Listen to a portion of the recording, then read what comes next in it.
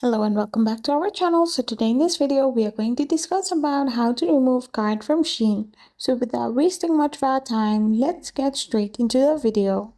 So to remove a card from SHEIN, all you gotta do is simply open your SHEIN app. So once you do this, you need to navigate to your My Account section, and then you can simply find the option called My Payment Options.